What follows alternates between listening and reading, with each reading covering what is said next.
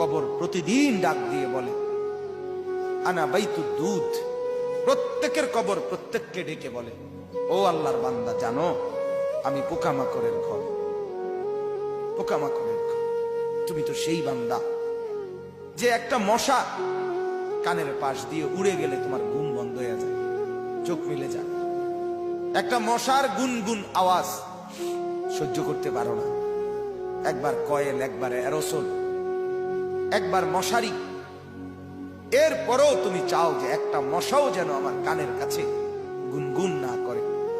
তো 5 ঘন্টার ঘুমের জন্য, 6 ঘন্টার ঘুমের জন্য বান্দা এই যত্ন নিলা, অনন্তকাল কিংবা বছরের পর বছর কবরের যে ঘুম দিবা, পড়ে থাকবা সেই ঘরে, পোকা মাকড়ের ঘর, সেই ঘরে তুমি ঘুমাইবা কেমনে, থাকবা আমার বাপ? আমি থাকবো কিভাবে?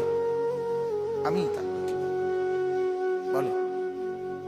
ভাবেন, আমিও ভাবি, আপনিও ভাবেন।